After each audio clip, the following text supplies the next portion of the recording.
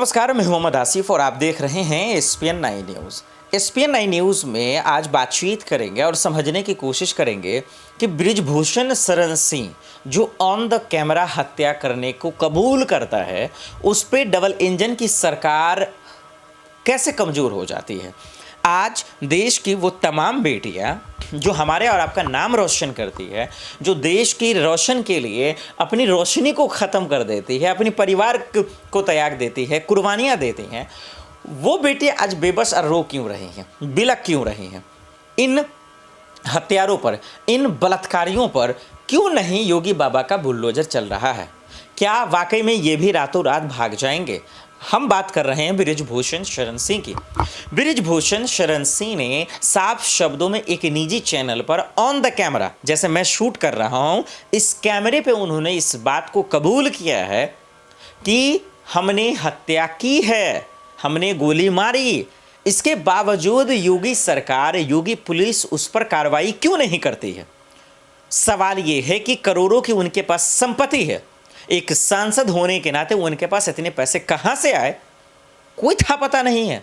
इतनी कमजोर हो गई योगी पुलिस, इतनी लापरवाह हो गई योगी की सरकार, इतना कैसे डर सकती है? ये तमाम अहम सवाल है जो हमारा आपको समझने की जरूरत है। हम आपको एक वीडियो तो दिखाएंगे कि किस तरीके से दरअसल कांग्रेस ने सवाल उठाए, विपक्ष ने सवाल भी उठाए, लेकिन इसके बावजूद फर्क क्यों नहीं पड़ा?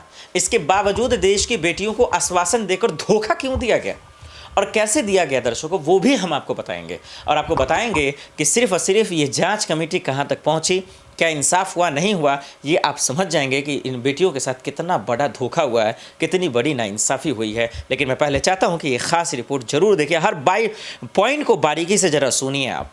ये बहुत ही खास प्रेस वार्ता है और एक ज्वलंत मुद्दे पर है। और जैसा कि आप देख रहे हैं, मेरे साथ कांग्रेस पार्टी के नेता ही नहीं, वो लोग जिन्होंने भारत का नाम और हिंदुस्तान का परचम खेल के जगत में लहराया है, वो आज इस मंच पर हैं। किसी और कारण से होते तो हमें बड़ा गर्व होता, लेकिन वो आज इस मंच पर हिंदुस्तान के उन खिलाड़ियों की वेदना और उनके दर्द को समझाने के लिए, बताने के लिए और सरकार से सख्त सवाल पूछने के लिए मजबूर हैं, जिसका जवाब बहुत पहले आ जाना चाहिए था। बहुत कुछ कहने से पहले मेरे साथ मंच पर कृष्णा पूनिया जी हैं, जो भारत की पहली वुमेन एथलीट हैं, जिन्होंने गोल्ड जीता था in track and field event, Arjun awardee हैं, पद्मश्री हैं। और मेरे बाएं पर मेरे भाई और विजेंद्र सिंह हैं, ओलंपियन हैं और तगड़े मुद्दों पे हमेशा अपना मत देते हैं और साथ में खिलाड़ियों के खड़े रहते हैं। इससे पहले कि मैं इन दोनों लोगों को मंच दूं, मैं एक बात जरूर पूछना चाहती हूं। 72 घंटे से ऊपर हो गए और जिसको अंग्रेजी भाषा में अनप्रेसिडेंटेड कहा जाता है, ऐसा पहले कभी नहीं हुआ कि the most decorated athletes of Indian sports stars, जिनकी विश्व में जिन्होंने भारत का परचम लहराया, वो बेटियां जो शेरनियों की तरह दहाड़ती हैं दंगल में, कुश्ती की रिंग में, आज जंतर मंतर पर बैठकर जब उनकी आंखों से आंसू निकलता है, तो सरकार की यह खामोशी अपने आप में निंदनीय ही नहीं, अपने आप में और बहुत गंभीर और गहरे सवाल खड़ा करती है। क्योंकि कटघरे और सवालों के घेरे में रेसलिंग फेडरेशन ऑफ इंडिया के चीफ, भाजपा के सांसद बृजभूषण सिंह जरूर हैं, लेकिन उससे ज्यादा आज कटघरे में प्रधानमंत्री मोदी खड़े हैं। और ये मैं बिना रीजन के नहीं बोल रही हूं, ये एक पैटर्न है। विनेश फोगट जी ने अपनी पहले दिन की प्रेस कॉन्फ्रेंस में कहा था कि उन्होंने अपने परिवार के साथ जाकर 2021 के अक्टूबर महीने में मोदी जी को सारी असलियत से वाकिफ कराया था। उन्होंने सच बताया था और अपनी जान पर होने वाले हमले का अंदेशा भी जाहिर किया था। और मोदी जी ने कहा था नहीं नहीं, तुम्हें कुछ नहीं होगा। 1.25 साल तक, और मोदी जी ने सार्वजनिक रूप से विनेश फोगट जी को अपनी बेटी कहा है कि तुम तो मेरी बेटी जैसी हो, मैं तुम्हारे सारे परिवार को जानता हूं।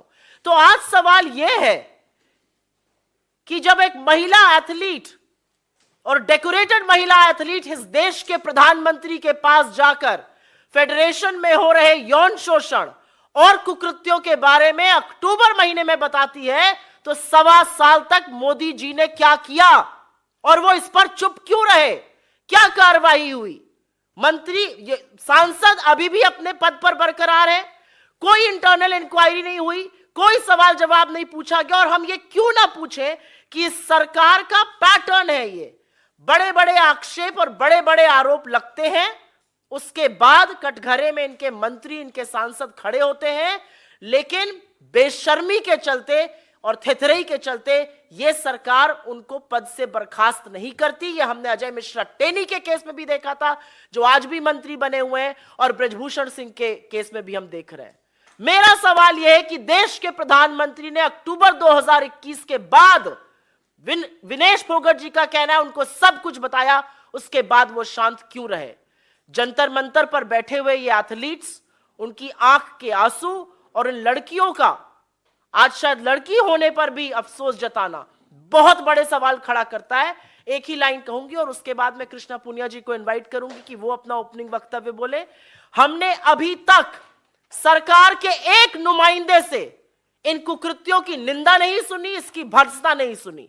मेरी कोई आशा नहीं है कि इस देश की महिला और बाल विकास मंत्री, जो कि एक राहुल गांधी ट्रोल है, वो इस वाक्य पर एक भी शब्द बोलेंगी।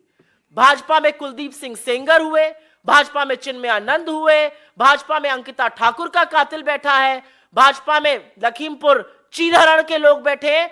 ये क्या है भाजपा का चाल चरित्र और चेहरा? और क्या बेटी बचाओ वाकई में भाजपा से बेटी बचाओ का नारा था? क्योंकि ये सारे नारे आज पूरी तरह से खोखले हैं। क्या बेटी बचाओ और क्या खेलो इंडिया? आपके जो ध्वजवाहक है स्पोर्ट्स के, वो जंतर मंतर पर बैठकर ये बोल रहे हैं हमें यौन शोषण के लिए मजबूर किया जा रहा है। ये बात प्रधानमंत्री को पता है और इस बात पर पर्दा गिराया जा रहा है। आपने सुना और सुनकर आप समझ गए होंगे कि दरअसल कैसे एक देश की बेटियों के साथ मजाक बनाकर रख दिया गया। आज हर फील्ड में मोदी जी के मंत्री बैठे हुए हैं, मोदी जी के सांसद बैठे हुए हैं और पावर का गलत इस्तेमाल कर लोगों को बेबस कर रहे हैं। जो सांसद आज उन्हें WFI का अध्यक्ष नहीं होना चाहिए था, उनको इस्तीफा होना चाहिए था, सलाखों के पीछे भेजना चाहिए था, उनको तो 10 साल की सज़ा होना चाहिए था, क्योंकि उन्होंने मर्डर का एक्सेप्ट किया कि हमने हत्या की है। लेकिन योगी पुलिस उस पर आंख नहीं खुलती है, योगी जी का कोई एक्शन नहीं आता, कोई बयान नहीं आता। बीजेपी इतनी डर गई है, बीजेपी का डर से हालत ख़राब है। और पता है दर्शकों को ऐसा क्यों हो रहा है? क्योंकि चुनाव है, क्योंकि 2024 का चुनाव है और चुनाव के लिए तो छोटे मोटे गुनाह माफ़ कर दिए जाते हैं। ये तो देश की बेटी की बात है, क्या होगा? लेकिन शर्म करनी चाहिए सरकार को, डबल इंजन की सरकार को, कि आज देश की वो बेटी जिसकी वजह से हम अरब गर्व से बोलते हैं we are Hindustani, we are Indian, we have proud of you, यानी कि इतनी अच्छे से बोलते हैं, अच्छे अच्छे सेंटेंस बोलते हैं, इसके बावजूद कोई फ़र्क नहीं पड़ता है। बहरहाल देखना पड़ेगा कि आखिर इस पे आगे कार्रवाई क्या होती है। कहीं बृजभूषण शरण सिंह पे अंधेरे में ही कहीं जांच तो नहीं हो जाए और कुछ हम सबको निकल कर सामने भी ना आए। दर्शकों, आखिर में आपको क्या लगता है, बृजभूषण शरण सिंह पे कोई कार्रवाई होगी क्या? उन्होंने जो बात को कबूला और यौन शोषण का जो आरोप लगा, क्या उस पर कोई सजा होगी? जाँच रिपोर्ट कहाँ तक पहुँचा, कोई था पता नहीं है दर्शकों। इसीलिए मैं बार बार सवाल पूछ रहा हूँ, ये पहलवान खिलाड़ियों भी पूछ रही हैं, क्या मुझे इंसाफ मिलेगा? आपको लगता है कि नहीं इंसाफ मिलेगा? कमेंट कर जरूर बताइएगा। आज के लिए इतना ही, मुझे दीजिए इजाजत और आप देखते रहे SPN9 न्यूज़। नमस्कार।